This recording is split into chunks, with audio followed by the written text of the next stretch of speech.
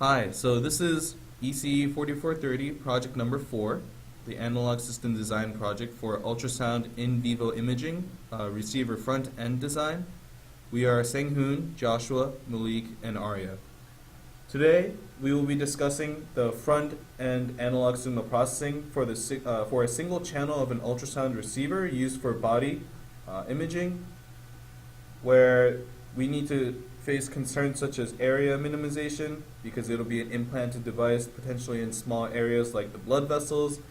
The power also must be minimized, since getting power into the body is a very difficult task, and the implant itself should not affect the surrounding temperature within the body. So here's our system block diagram, where on the left we have Vin, which represents the in vivo imaging signal. Those differential signals will be passed through an amplifier with a bandwidth of 30 megahertz, which will then be passed through a bandpass filter with a center frequency of about 30 megahertz and a 15% bandwidth. The resulting filtered signals will be passed through a mixer with a local oscillator, which is generated on chip.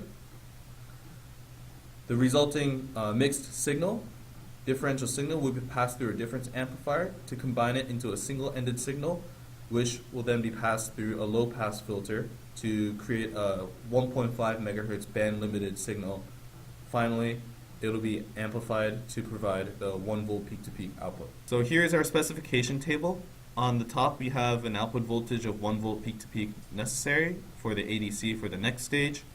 Then we have an output frequency of 1 megahertz. On the right, you can see our system output voltage transient. So you can see that we observe a 1 megahertz signal with a 51.3 millivolt peak-to-peak.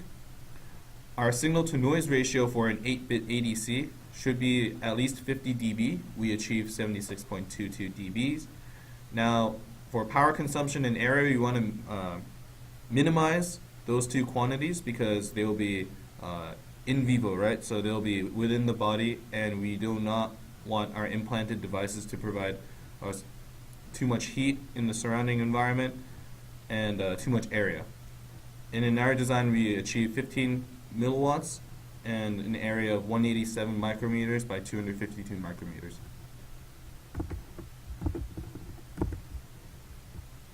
So here we'll discuss the system layout. First, due to large capacitances used in our system, we decided to create a capacitor bank. On the right-hand side, you can see a smaller subsection or a derivative of the larger capacitor bank on the left. We cut the poly in order to make specific sections corresponding to different capacitive values or capacitive loads, and then we specifically connect certain paths or disconnect in certain locations in order to achieve the capacitances needed to complete our system. On this next slide, you'll see we have 3 different structures. The first, all the way on the left, is our bandpass structure that we used. Keep in mind, all of these structures do not have their capacitive loads tied in, just because the capacitive loads relative to the size of the structures was really large, and wanted you to be able to see all the details. So on the left, you'll see our bandpass structure using 2 of our OTAs in order to create a second order transfer function. In the middle, you'll see our low pass filter, which is a third order elliptical filter in order to achieve a very, very steep cutoff at 1.5 megahertz. And on the far right is our summer that we use to take the differential signal into a single-ended signal. On this side, you'll see our layout for our mixer using a Gilbert cell. This is comprised of 3 different differential amplifiers. We were able to achieve a very good mixer with minimum size transistors, as well as biasing, as you can see in the structure on the bottom left and right hand side. And lastly, this is our full system layout. As you can see, the capacitor bank takes up most of the area. However, we are able to achieve our specs, or most of our specs, with this system. Keep in mind, this system was made with multiple layers of metal, and in particular, layer metal number 4 is gray, so you won't actually be able to see it on this slide.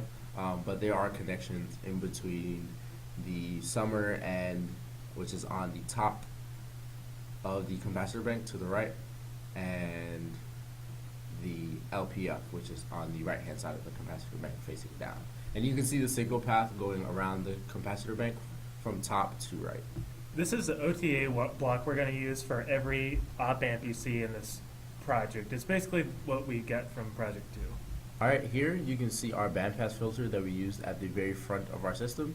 This is used in order to filter out any additional frequencies around our 30 megahertz carrier frequency. So for this mixer circuit, we're basically taking the sinusoids of the RF signal, which is coming from the in vivo imaging receiver, and our local oscillator, which is being generated by either a cross-coupled oscillator or a ring oscillator circuit, and we're multiplying them in the time domain, which is an addition and a subtraction in the frequency domain, to get a 59 megahertz carrier signal at the output with a 1 megahertz envelope.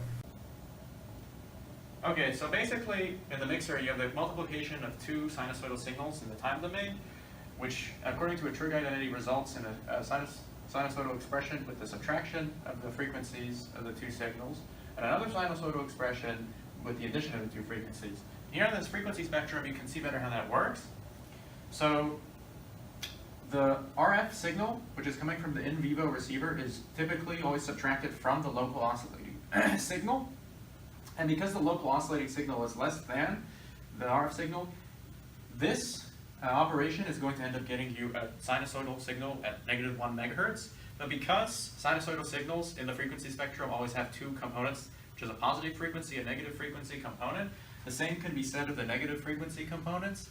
So if you take 30 megs and you subtract it from -29 megs, you're going to get a 1 megahertz signal at the output.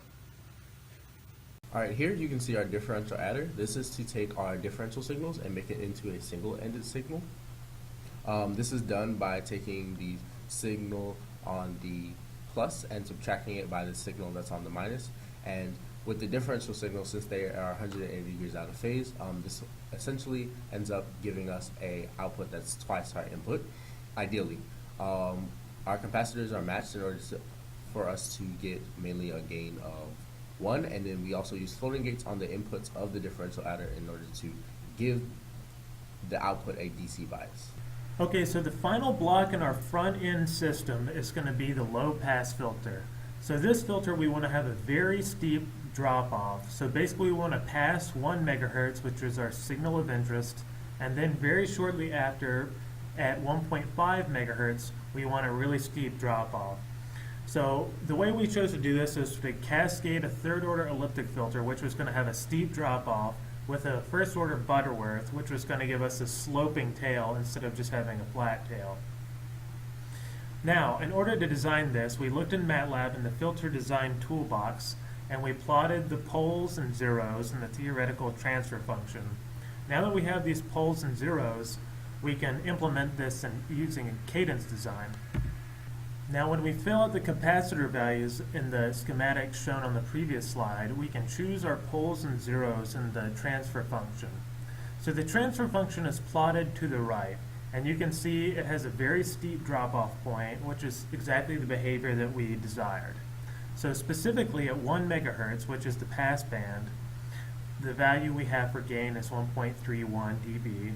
And at the stop band, it's at 1.5 megahertz, it's negative 34.87 dB. So pretty much it passes the pass band, and at the stop band, it'll stop everything past that, as you can see to the right. So this filter will be acceptable for our final design.